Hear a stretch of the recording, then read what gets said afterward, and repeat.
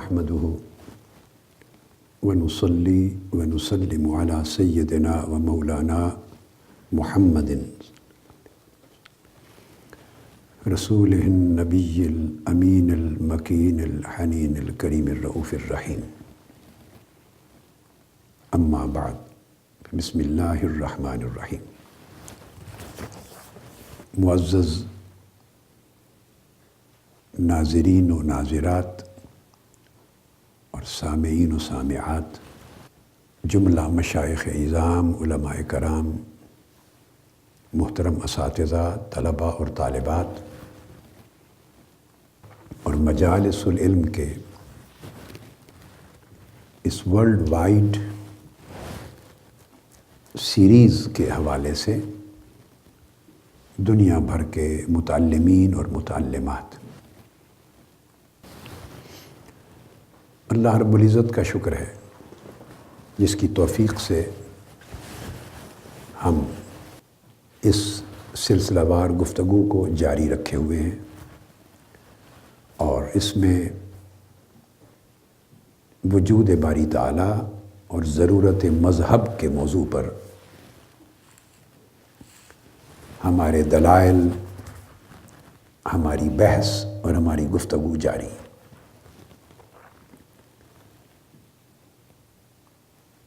Existence of God and necessity of religion, یہ گویا ایک سب ٹائٹل ہے جو اس سیریز میں اس وقت ہمارا زیر مطالعہ ہے، اور اس باب میں ہماری گفتگو ایک خاص، آپ سمجھیں چیپٹر، ایک خاص باب کے اختتام پر آ رہی ہے، اور وہ ہے وجود باری تعالیٰ پر گفتگو یا ضرورت مذہب پر گفتگو مغربی فلسفے کی تاریخ کی روشنی میں۔ جتنی ویسٹرن فلسفی ہے، اینشنٹ ٹائمز سے لے کر ماڈرن ٹائمز تک، یہ جو تاریخ ہے پوری مغربی فلسفے کی، اس میں مختلف فلاسفرز کے حوالے سے ہم اس حصہ گفتگو میں یہ اسٹیبلش کرتے رہے ہیں اور کر رہے ہیں کہ مغربی فلسفے میں بھی من حیث الکل ہمیشہ خدا کے وجود پر اعتقاد رہا ہے، اور ضرورت مذہب کا کبھی انکار نہیں ہوا۔ ایکسیپشنز ہو سکتی ہیں، میں من حیث الکل بات کر رہا ہوں۔ یہ بات ذہن نشین کر لیں کہ اس باب میں ہمارے دلائل کی مرکزیت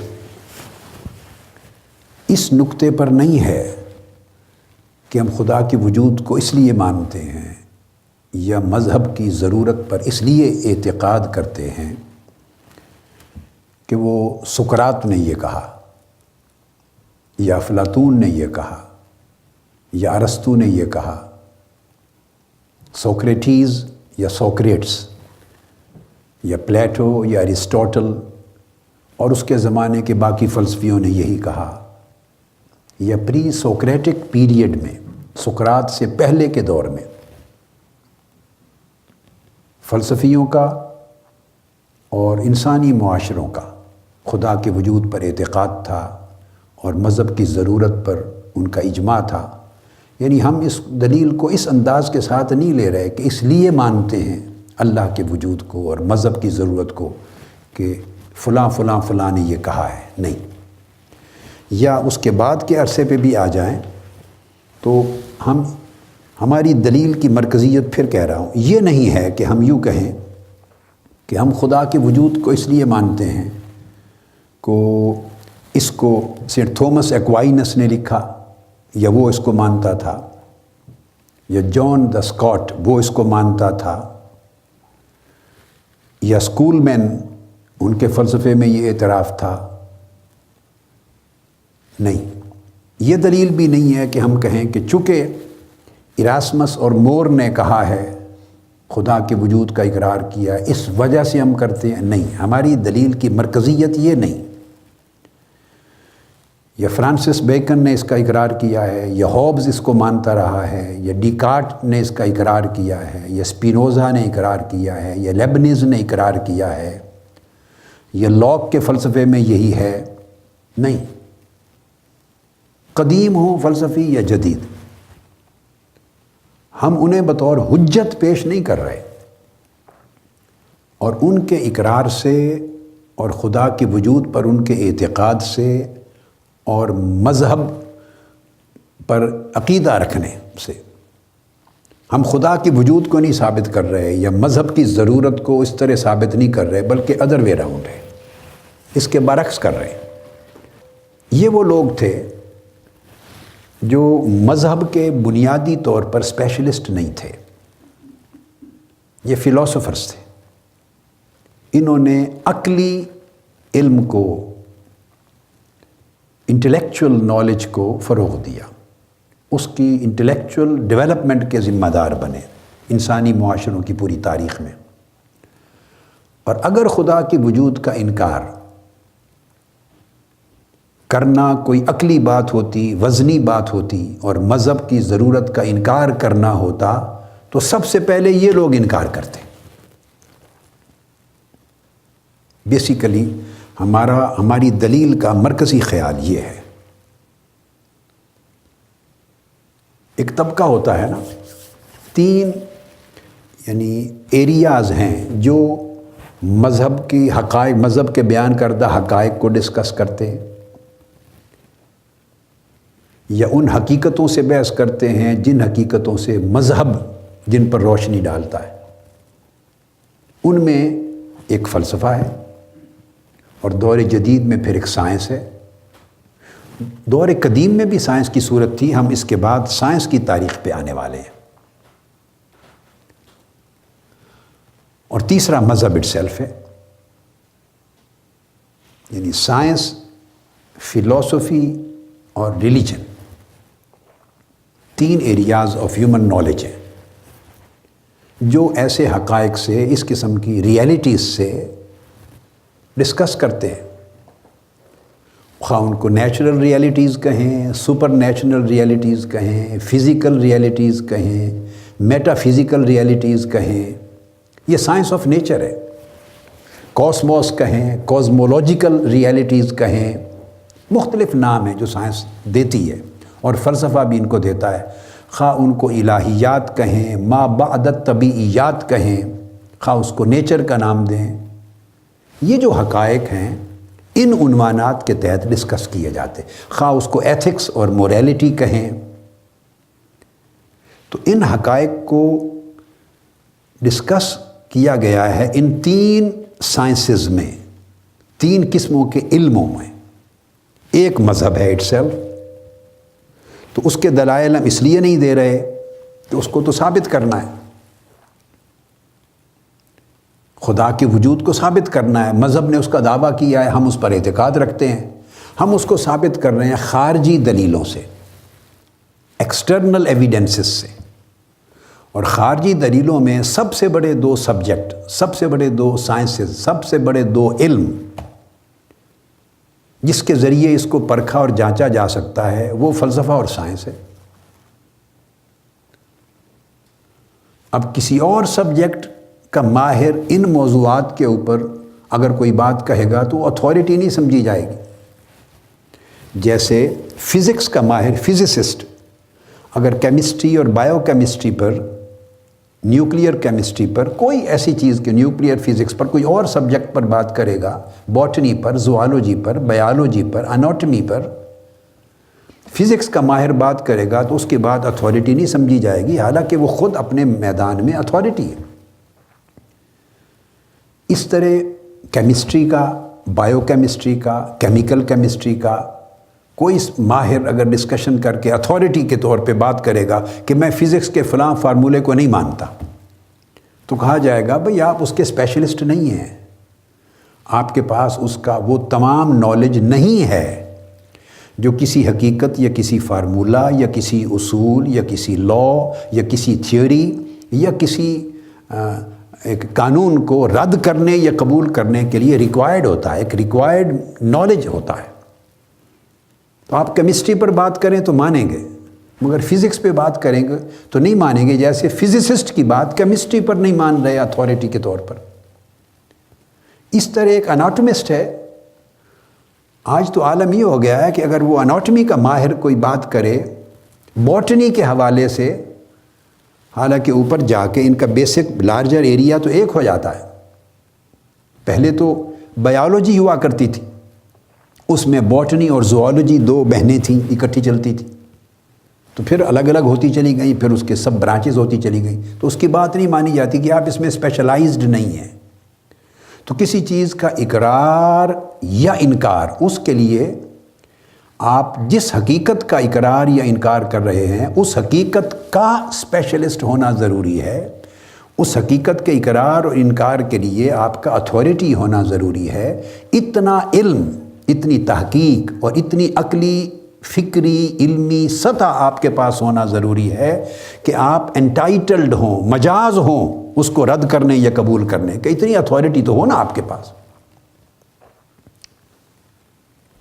اسی طرح باقی کوئی میدان لے لیں، میڈیسن کا کوئی بہت بڑا ڈاکٹر ہو، اسپیشلسٹ ہو، اور اب میڈیسن کی ہم برانچز میں نہیں جاتے، اس کی سب اسپیشلٹیز ہیں، اس کا کوئی بہت بڑا ماہر ہو، اس کی بات ہو تو وہ کہے کہ میں انجینئرنگ کی اور ٹیکنالوجی کی اس ایجاد کو، اس اصول کو نہیں مانتا، یہ غلط ہے، ہم اس کی بات کو رد کر دیں گے، کہیں گے بھئی میڈیسن میں بات ہو تو آپ کی بات سنیں گے، ٹیکنالوجی میں آپ اسپیشلسٹ نہیں ہیں۔ یہ ایک ضابطہ ہے۔ تو اصول کی بات یہ ہے کہ اگر ہم بالفرض کسی چیز کا اقرار کر رہے ہیں، مذہب کا اقرار کرتے ہیں، اور ایک شخص مجھے کہتا ہے کہ آپ مذہب کا اقرار کرتے ہیں، میں نہیں کرتا، میں انکار کرتا ہوں، تو وہ مجھے کہے گا کہ آپ کس اتھارٹی پر مذہب کا اقرار کر رہے ہیں، کس دلیل سے؟ تو یہ حق مجھے بھی ہے کہ میں اس سے پوچھوں کہ آپ کس اتھارٹی اور کس دلیل سے اس حقیقت کا انکار کر رہے ہیں۔ تو جس طرح اقرار کرنے والے سے آپ ایک دلیل مانگ رہے ہیں، اتھارٹی مانگ رہے ہیں یا اس کو رد کر رہے ہیں، تو آپ جس worldwide, globally, historically, universally establish reality کو، ٹروتھ کو جب آپ رد کرتے ہیں تو آپ کے رد کرنے کے لیے بھی، انکار کرنے کے لیے بھی کوئی اتھارٹی ہونی چاہیے، کوئی دلیل ہونی چاہیے، کوئی معیار ہونا چاہیے۔ یہ تو نہیں ہو سکتا کہ ایک لوہار ہے، وہ بیٹھ کے، یہ تو میں نے پہلے اسپیشلٹیز کی بات کی، اب ایک لوہار ہے اور وہ بیٹھ کے کسی علمی فلسفے کا انکار کر دے اور وہ یہ کہے کہ میں بھی کام کرتا ہوں، میں کوئی ایسی جھک تو نہیں مارتا، میں بھی کام کرتا ہوں بیٹھ کے، اور میں یہ بناتا ہوں، یہ بناتا ہوں، یہ بناتا ہوں، تو لوہے کی چیزیں بناتا ہوں۔ بھئی آپ لوہے کی چیزیں بناتے ہیں، اس کام کے اندر جو آپ کے فن میں ہے اس میں اقرار کریں، انکار کریں تو بات سمجھ میں آتی ہے۔ تو جو چیز آپ کے فن میں ہی نہیں ہے اس پر بیٹھ کے آپ انکار کریں گے تو یہ کوئی جواز نہیں بنتا۔ اس طرح صراف ہے، سنارا ہے، گولڈ سمتھ ہے، وہ کسی اور اصول کا انکار کر دے، وہ زراعت کی بات کا انکار کر دے کہ ایگریکلچرل پرنسپل جو یہ ہے یا اس قسم کی کھاد یا اس قسم کا بیج وہ ناقص ہے، میں نہیں مانتا اس کو، تو کہیں گے بھی آپ نے تو زندگی میں زراعت کی نہیں ہے، کھیتی باڑی ہی نہیں کی، آپ تو صراف ہیں، گولڈ سمتھ ہیں، سنارے ہیں۔ سونا خالص ہے یا مکسچر ہے، کیا ہے کیا نہیں، اس پر بات کریں تو بات ہم سنیں گے آپ کی، مگر آپ زراعت کی بات کر رہے ہیں، زراعت کی بات تو ایگریکلچرسٹ کی سنیں گے، کسان کی بات سنیں گے، یا پھر آگے چلتے چلتے جو اسپیشلسٹ ہے زراعت کا اس کی بات سنیں گے۔ تو یہ کامن سینس کی چیز ہے، کامن سینس کی۔ لہٰذا جس طرح اقرار کرنے، کسی چیز کو ماننے کے لیے ایک دلیل چاہیے، اسی طرح اس کے انکار کرنے کے لیے بھی تو کوئی دلیل ہی چاہیے نا۔ ایک یونیورسلی ایڈمیٹڈ، ریکگنائزڈ ٹروتھ ہے، ایک عالمگیر حقیقت ہے جس کو انسانی تاریخ کے سارے معاشروں نے مانا ہے۔ تو اس کو جب آپ رد کرتے ہیں یا میں رد کرتا ہوں بالفرض، تو میری طبیعت میں اگر انصاف ہوگا تو اس کا تقاضا یہ ہے کہ رد کرنے کے لیے پھر ایک معیار ہونا چاہیے، میں اس کو رد کروں کسی اصول کی بنیاد پر، کسی دلیل کی بنیاد پر، کسی پیمانے کی بنیاد پر۔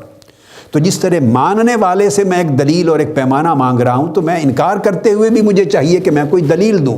آیا میں اس میں کوالیفائی کرتا ہوں اس کے رد و قبول پر فیصلہ کرنے کا؟ عقل تو اللہ نے ہر ایک کو ہی دی ہے نا. جو ٹانگا چلاتا ہے یا گدھا گاڑی چلاتا ہے تو کچھ نہ کچھ عقل تو اس کے پاس بھی ہے. جو ڈسپینسر ہے، کمپاؤنڈر ہے، میڈیکل ٹیکنیشین ہے، کچھ عقل اس کے پاس بھی ہے. مجھے یاد آ رہا ہے، یہ میں بڑی بنیاد رکھ رہا ہوں بعض چیزوں کی، کہ ہم سوسائٹی میں کتنی فری سوسائٹی بن گئے ہیں. جس کا جی چاہتا ہے جس چیز کا انکار کر دے، جس چیز کا اقرار کر دے، اور ہر بندہ دوسرے کی اتھارٹی کو نیگیٹ کرتا ہے اور خود کو اتھارٹی سمجھتا ہے اس پر، حالانکہ اس کا استحقاق نہیں ہوتا اس پر. تو یہ خود عقل کے اصولوں کے خلاف بات ہے. مجھے ایک دو ذاتی باتیں یاد آ رہی ہیں تاریخ میں، یعنی اپنی لائف کی. پنجاب یونیورسٹی لاء کالج میں ایک زمانہ تھا، 1980s کی بات کر رہا ہوں، اوائل 80s کی. تو میں صبح لیکچرر تھا جس زمانے پنجاب یونیورسٹی لاء کالج میں. تو میں داخل ہوا تو ہمارے ایک کولیگ تھے، ایک پروفیسر، وہ اس وقت اسسٹنٹ پروفیسر تھے. وہ برا بھلا کہہ رہے تھے ایک پی این کو. نام مجھے یاد ہے مگر میں نام مینشن نہیں کرنا چاہتا، مقصد نہیں ہے نام کو مینشن کرنا، میں تو واقعہ سے ایک سبق لینا چاہتا ہوں. تو وہ اپنے کالج کے ایک پی این کو ڈانٹ ڈپٹ کر رہے تھے اور برا بھلا کہہ رہے تھے، اور کہہ رہے تھے تم گدھے ہو، یہ ہو، فلاں فلاں. اتنے میں کالج کے پرنسپل بھی ساتھ ہی داخل ہو گئے یونیورسٹی لاء کالج میں. میں اترا داخل ہوا، ساتھ پرنسپل لاء کالج بھی آ گئے. ان کا نام تھا شیخ امتیاز علی. اس وقت وہ لاء کالج کے پرنسپل تھے پنجاب یونیورسٹی کے، پھر وائس چانسلر بھی رہے. انہوں نے بھی سنا کہ چپراسی کو ڈانٹ ڈپٹ پلا رہا ہے. تو انہوں نے اس جو ٹیچر تھے، ہمارے کولیگ تھے میرے، ان کو ایسے ہاتھ بازو میں لیا اور لے کے آگے چلے، اور وہ ان کا ڈانٹ ڈپٹ کے ماحول سے ان کو نکال لیا. تو ان کا نام لے کے کہا کہ کیا بات ہے، آپ کیوں ڈانٹ ڈپٹ پلا رہے تھے اس کو؟ وہ کہنے لگے اس میں عقل ہی نہیں ہے. اس کو میں نے 50 مرتبہ کہا ہے بھی یہ کام اس طرح کرو، پھر الٹا کر دیتا ہے. پھر سمجھاتا ہوں اس طرح کرو، پھر الٹا کر دیتا ہے. ہر روز وہی غلطی ریپیٹ کرتا ہے. عقل ہی نہیں ہے. وہ یہی بات بار بار کہتے تھے. ان کا کنسرن اپنی جگہ درست، مگر پرنسپل لاء کالج نے شیخ امتیاز علی، میرے ٹیچر بھی تھے وہ، تو بعد میں ایک جونیئر کولیگ بھی ہو گیا میں ان کا. تو ان کی وہ بات بڑی پیاری تھی، وہ جملہ مجھے عمر بھر یاد رہا ہے، وہ میں کوٹ کر رہا ہوں. انہوں نے انہیں کہا، پروفیسر صاحب کو کا نام لے کر انہوں نے کہا، اگر اس میں اتنی عقل ہوتی جتنی آپ میں ہے تو وہ پروفیسر کی سیٹ پہ بیٹھا ہوتا، چپراسی کیوں ہوتا؟ جتنی عقل کی آپ توقع کر رہے ہیں، اگر اتنی عقل ہوتی تو وہ آپ کی سیٹ پہ بیٹھا ہوتا. تو کچھ تو فرق ہے نا کہ آپ ایک الگ سیٹ پہ بیٹھے ہیں اور وہ آپ کا پی این ہے. لہذا نرمی کریں، جتنی عقل ہے وہ اس کے مطابق ہی کام کرے گا. لہذا جتنی عقل ہے بندے کے پاس، یہ عقل ایک چیز ہے، پھر اس عقل کے ساتھ علم کا اضافہ ہوتا ہے، سٹڈیز کا، وہ پھر عقل اور نکھرتی ہے. اس کے ساتھ پھر تجربے اور مشاہدات کا اضافہ ہوتا ہے، انالیسز ہوتے ہیں، موازنے ہوتے ہیں، کمپیریٹیو سٹڈیز ہوتی ہیں، اور افق علم کی، عقل کی، شعور کی، فہم کی، ادراک کی پھیلتی چلی جاتی ہے اور ابھرتی چلی جاتی ہے. یعنی ہاریزونٹلی بھی پھیلتی ہے، ایکسپینشن ہوتی ہے، اور ورٹیکلی بھی اوپر ترقی پہ جاتی ہے. تو جتنا جتنا آپ کا عقل دماغ بڑھتی ہے، پھر مہارت ہوتی ہے، پھر تخصص ہوتا ہے، اسپیشلائزیشن ہوتی ہے، تو اس فیلڈ میں آپ کا فہم کامل ہوتا چلا جاتا ہے. تو اس فیلڈ میں جب آپ کوئی بات کرتے ہیں تو وہ بات اتھارٹیٹیو ہوتی ہے. اگر اس فیلڈ میں آپ کی وہ مہارت، وہ علم، وہ تقاضے نہیں ہیں، نہ تو نہ عقل اتنی ڈیولپ ہوئی، نہ علم اتنا ڈیولپ ہوا، نہ اس میں ایکسپیرینس ہوا آپ کا، نہ اس میں مشاہدہ ہوا، نہ اس میں مطالعہ ہوا، نہ اس میں مراقبہ ہوا، نہ اس کے اندر تفکر ہوا، نہ تدبر ہوا، نہ کتب پڑھی، نہ قدیم اور جدید کا مطالعہ کیا، نہ دلائل کی بنیادیں پڑھی اور سیکھیں، اور نہ کمزوری کیا ہے کس دلیل میں اور کامل کس طرح ہوتی ہے، نہ یہ فرق دیکھے، تو جب آپ اس فیلڈ کے اسپیشلسٹ نہیں ہیں تو آپ ایسے ہی ٹھوک کے کہہ دیں گے میں نہیں مانتا، کیوں میری عقل نہیں مانتی. تو کیا بھئی ہر شخص کی عقل ایک جتنی ہے، ایک برابر ہے؟ نہیں ہے. لہٰذا محض اس کی عقل مانتی ہے، وہ دوسرے کی نہیں مانتی، تیسرے کی مانتی ہے، چوتھے کی نہیں مانتی. چونکہ عقل کی سطح الگ الگ ہے، اس کے فہم کی صلاحیت الگ الگ ہے، اس کا تجربہ الگ الگ ہے، اس کا مشاہدہ الگ الگ ہے، اس کے اندر ادراک کی استعداد الگ الگ ہے، اس کی سطح الگ الگ ہے. لہذا محض عقل کو یہ حواس خمسہ اور عقل کے بحث میں، علم کے باب میں ہم یہ ڈسکشنز کر چکے ہیں. تو میں اب اس طرف آ رہا ہوں. لہذا کہیں کوئی پیمانہ بنانا ہوگا کہ اس موضوع سے متعلقہ مباحث یا متعلقہ حقائق کو ماننے نہ ماننے کے لیے کون وہ لوگ ہیں، کون وہ اسپیشلسٹ ہیں جن کی رائے میں کچھ وزن ہوگا۔ انکار کریں، ہم ان سے اختلاف کر سکتے ہیں، ان کے انکار کو نہیں اپنے اوپر مسلط کرتے، مگر کم سے کم وہ یہ کہنے کے قابل تو ہے نا کہ وہ اس فیلڈ کے اسپیشلسٹ ہیں، وہ انکار کر رہے ہیں، ٹھیک ہے، اس سے اختلاف کریں، یہ بھی ہمارا حق ہے۔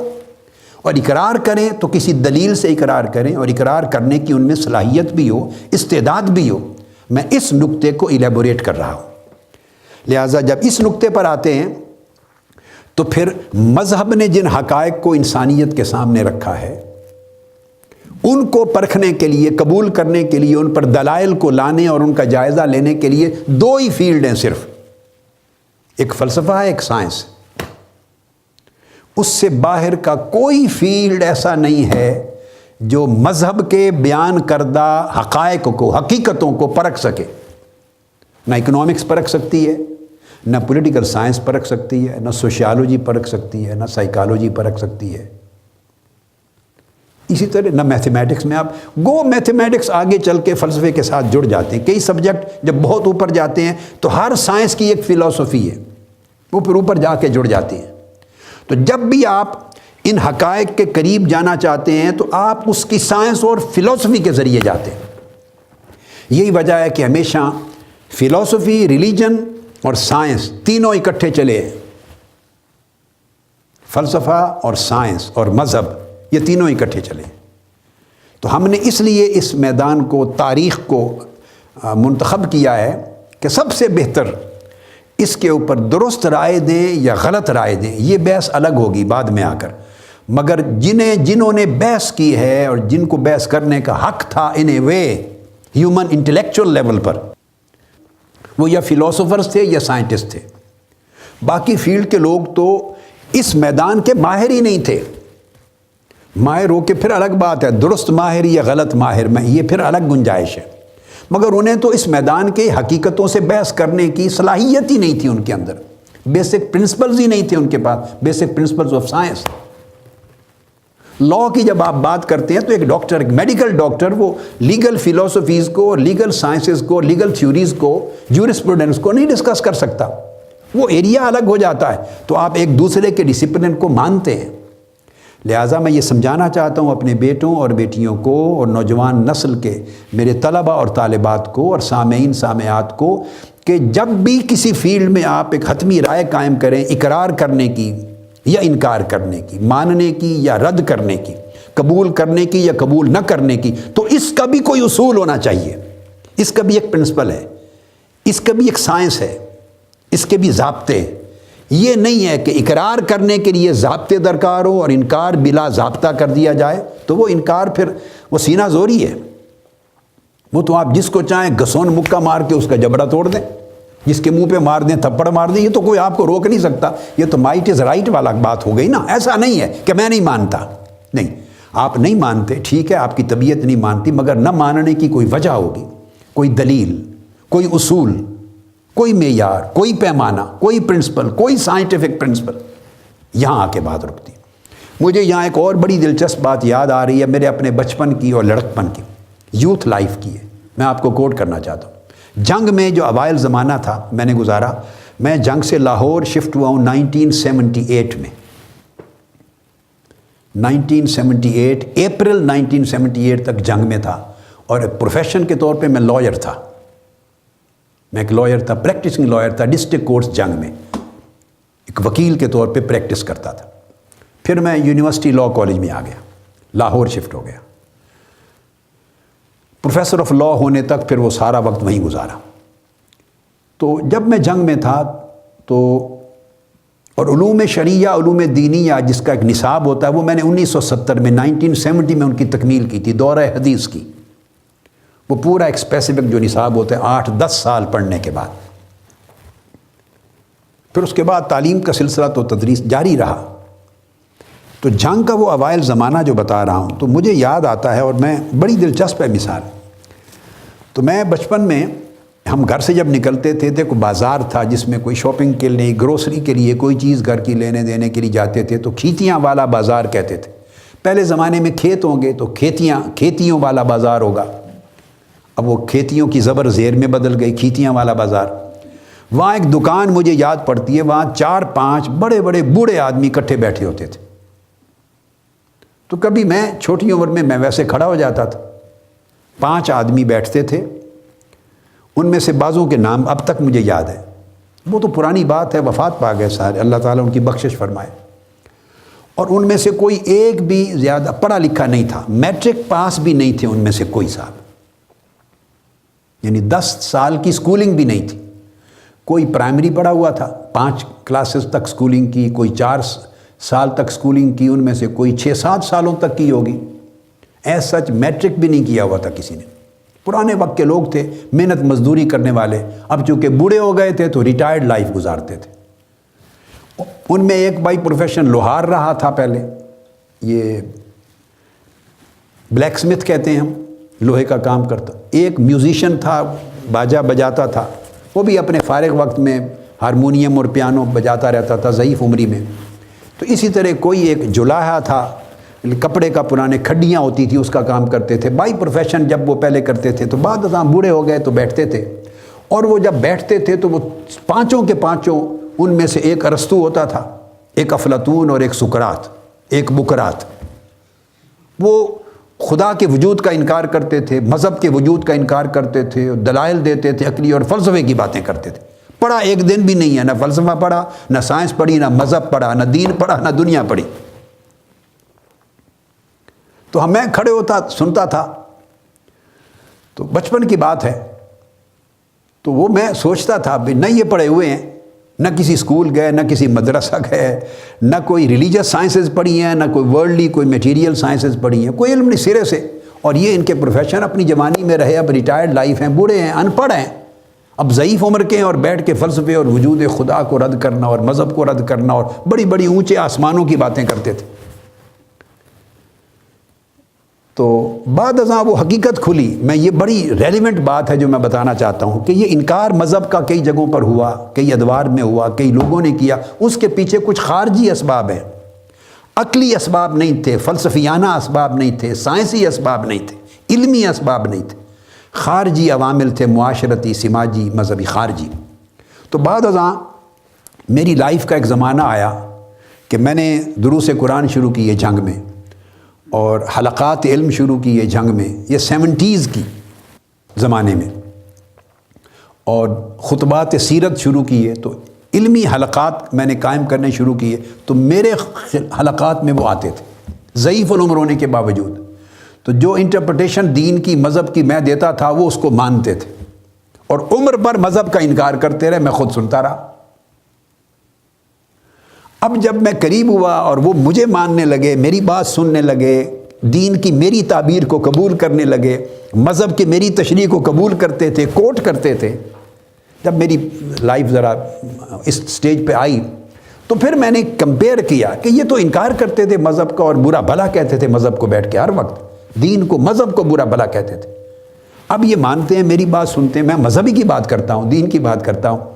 تو جب میں نے انالیسس کیا تو سمجھ آیا کہ وہ ان کی ساری رائے جو بھی تھی اس کے پیچھے کوئی نہ مذہب تھا، نہ فلسفہ تھا، نہ سائنس تھی، نہ علم تھا، نہ فکر تھا، وہ اپنے اپنے محلے کے مولویوں سے ان کی لڑائی ہوئی تھی مختلف وقتوں میں، کسی کس مولوی صاحب سے لڑائی ہوگی، کسی اس کو برا واسطہ پڑ گیا، ایک کا گھر ایک محلے کی مسجد کے قریب ہے، دوسرے کا دوسری محلے کی مسجد کے قریب ہے، اور مقامی مولوی صاحب اور ان کی انٹھن ہو گئی، بنی نہیں، ان کی باتوں سے جھگڑا ہو گیا، اور پھر وہ لڑائی مولوی صاحب سے ہوئی، تو مولوی چونکہ دین اور مذہب کی بات کرتا ہے تو انکار مذہب کا کر دیا، لڑائی امام صاحب سے ہوئی، لڑائی عالم سے ہوئی، اور چونکہ وہ سارا دن خطاب مذہب کا کرتا ہے لہذا جو کہتا ہے اس کا بھی انکار کر دی۔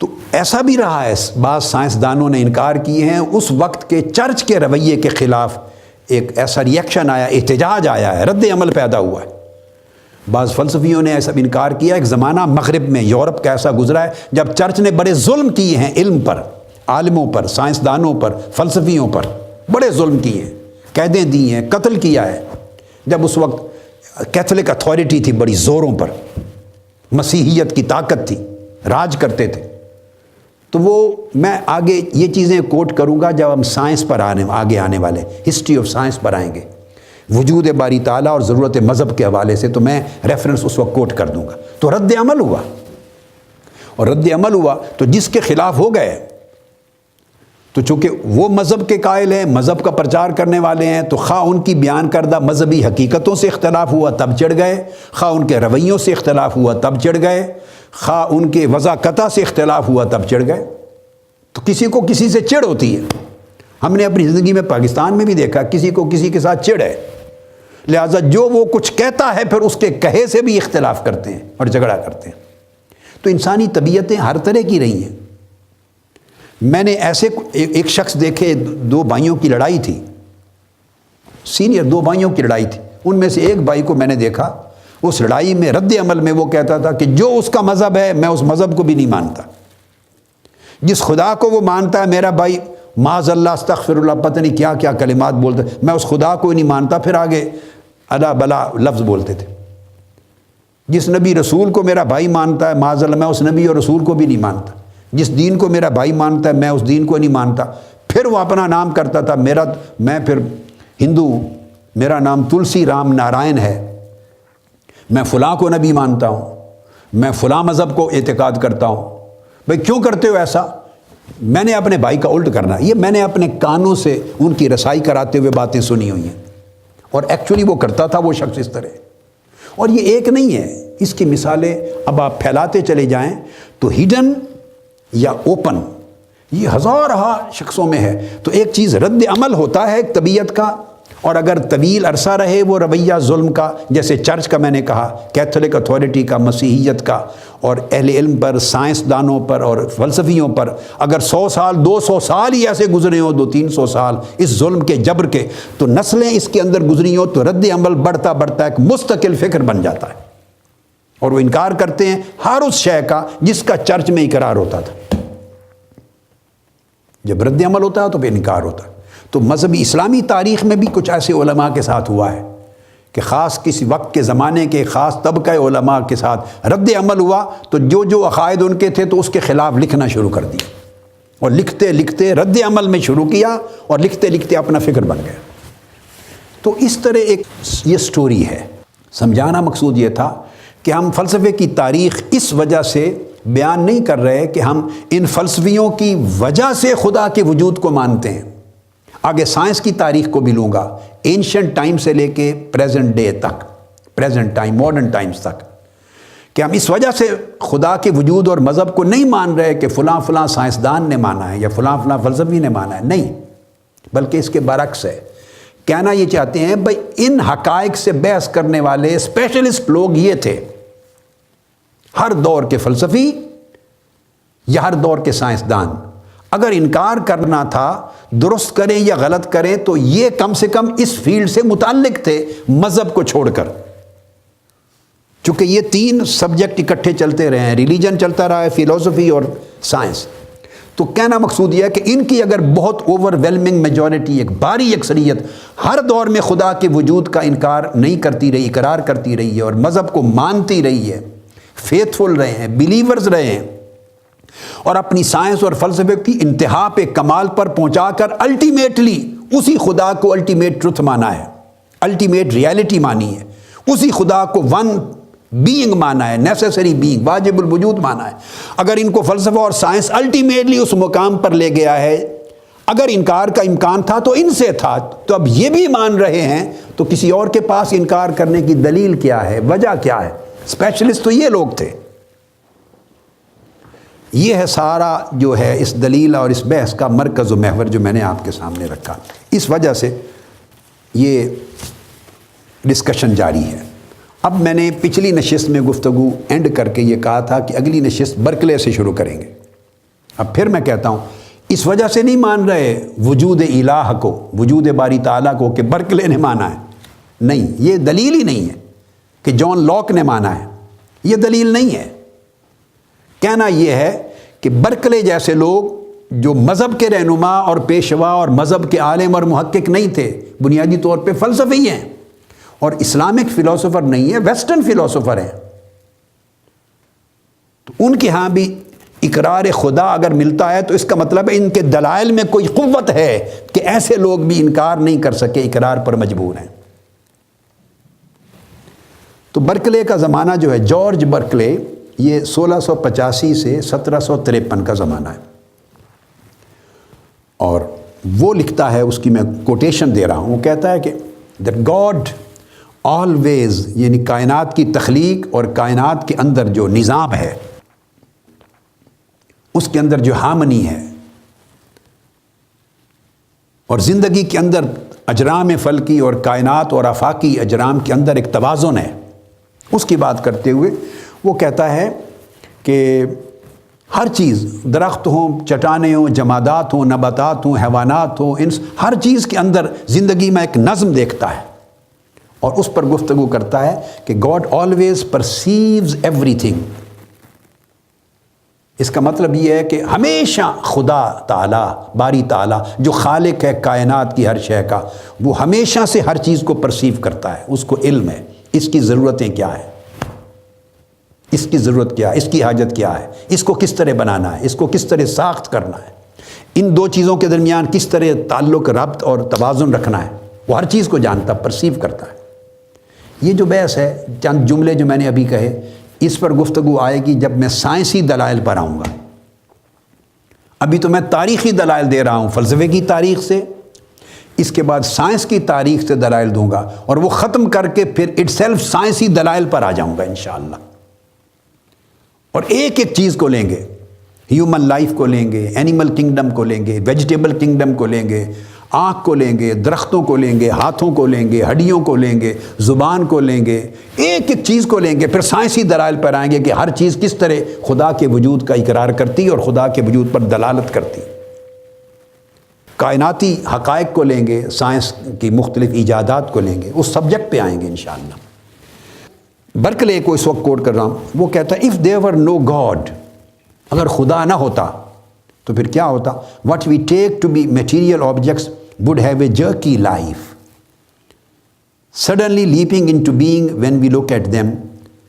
But as it is owing to God's perceptions, trees and rocks and stones have an existence as continuous as common sense supposes. وہ کہتا ہے اگر خدا نہ ہوتا، خدا کا کوئی وجود نہ ہوتا، تو پوری زندگی اور پورے کائنات کے مختلف موجودات کے اندر ان کی جو زندگی ایک توازن اور اعتدال اور ایک سکون کے ساتھ جو دیکھ رہے ہیں، یہ نہ ہوتی، اس میں ایک تباہی اور بربادی ہوتی، ہچکولے ہوتے، اسموتھ رننگ لائف کی چل چلاؤ زندگی کا نہ ہوتا۔ اور یہ جو ہر چیز ہے، وہ کہتے ہیں کہ خواہ وہ درخت ہیں، خواہ وہ چٹانیں ہیں، خواہ وہ پتھر ہیں، پہاڑ ہیں، جو کچھ بھی ہے، اس کی ایک تسلسل کے ساتھ جو زندگی چل رہی ہے، بریکیج نہیں آ رہے، وہ اس لیے چل رہی ہے کہ، اور یہ کامن سینس یہی کہتا ہے، کامن سینس، کہ یہ زندگی اس طرح ہونی چاہیے۔ جو کامن سینس انسان کی کہتی ہے، اسی طرح ہر شے کی زندگی دیکھتے ہیں، اور کہتے ہیں کہ یہ بذات خود، دس از ان ہز، اس کی اوپینین میں، this is a weighty argument for the existence of God. کہتے ہیں انسان کا شعور اور کامن سینس جس طرح کسی چیز کو پرسیو کرتا ہے، ہر چیز کی زندگی اسی طرح چل رہی ہے۔ یہ بذات خود کہتا ہے، بہت بڑی وزنی دلیل ہے خدا کے وجود کی، کہ یہ بائی چانس چیزیں وجود میں نہیں آ گئیں، اور ہر شے کی زندگی ایک ارتکاب بائی چانس نہیں، ایک ٹھوکر سے نہیں شروع ہو گیا، ان کے اندر نظم کسی پوری اسکیم کے ساتھ، پورے ایک نظام کے مطابق رکھا گیا ہے۔ اور یہ برکلے خود آئرش مین تھا، آئرلینڈ کا رہنے والا، اور یہ ٹرینٹی کالج جو ڈبلن ہے شہر، تو اس کا وہ فیلو تھا، یعنی مسیحیت میں پورا اعتقاد رکھتا تھا اور پریکٹس کرتا تھا، اور 1734 کے زمانے میں بشپ کی پوزیشن پہ بھی رہا، خود بشپ رہا۔ اب یہ اندازہ کر لیں، یہ زندگی کے وہ چھپے ہوئے گوشے ہیں۔ ہم فلسفہ دیکھتے ہیں، صرف ان کی کتاب، ان کی آراء، فلسفے کو پڑھا ہے، مگر ذاتی زندگی میں ان کی کنوکشن کیا تھی، وہ یہ تھی۔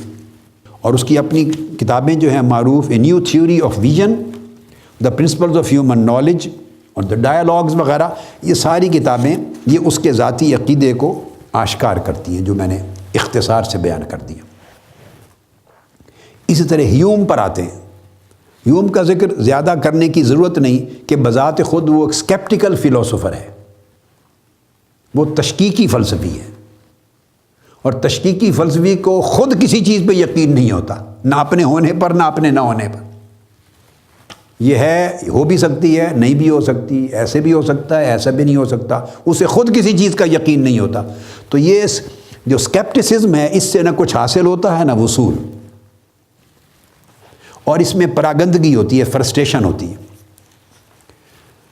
مگر ذہن میں رکھ لیں کہ باوجود تشکیک کے یہ مذہب کا اور خدا کے وجود کا انکار نہیں ہے اس کے ہاں بھی، وہ تو خود ہر چیز کے بارے میں تشکیک میں مبتلا ہے، انکار اسٹیبلش نہیں ہوتا۔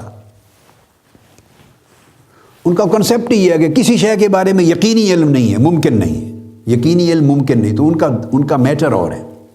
آگے چل کے آتے ہیں، جو قابل ذکر ہے وہ روسو ہے۔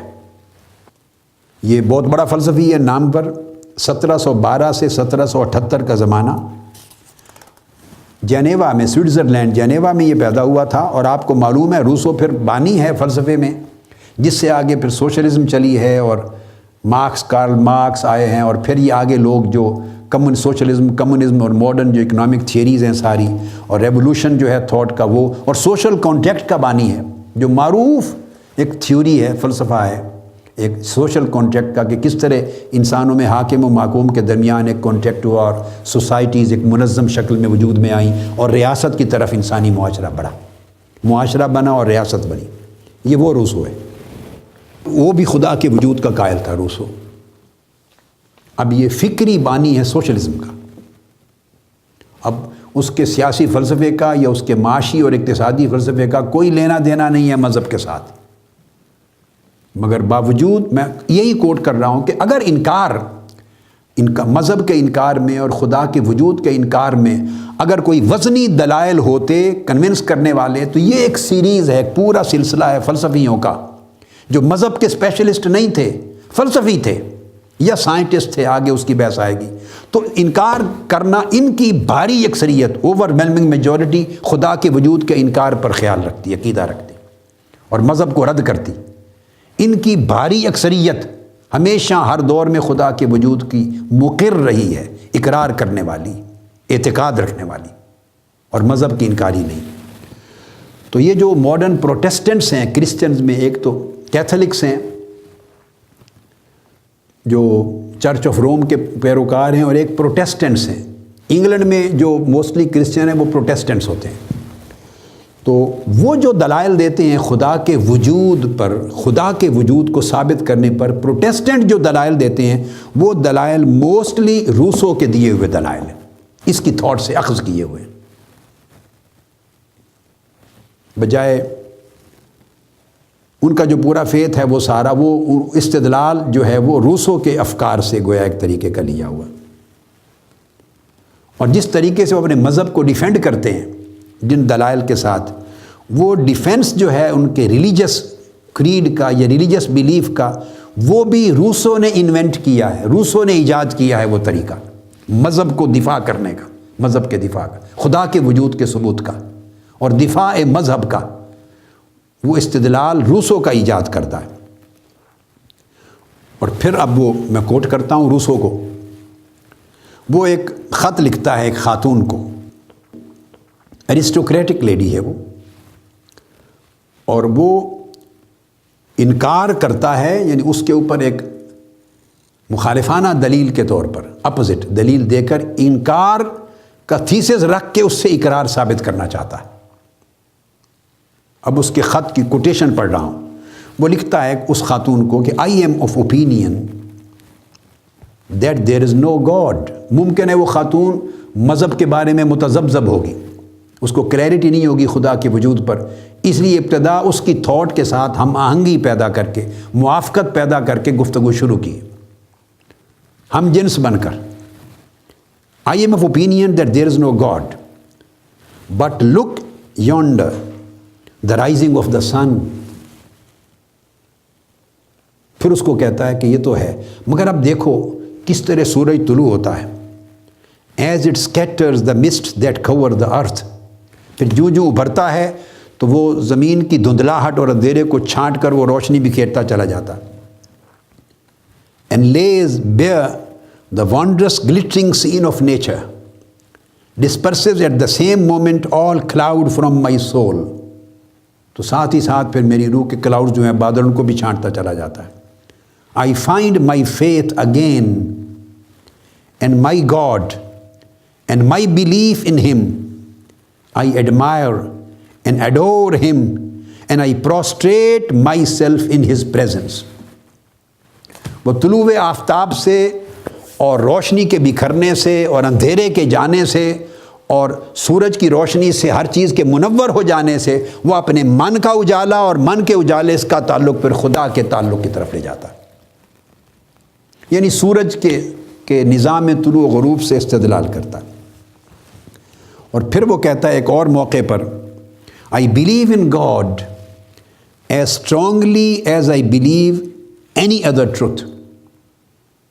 میں خدا کو اسی طرح مضبوطی کے ساتھ کامل اعتقاد کے ساتھ اعتماد کے ساتھ مانتا ہوں جس طرح کسی اور حقیقت کو مانتا ہوں.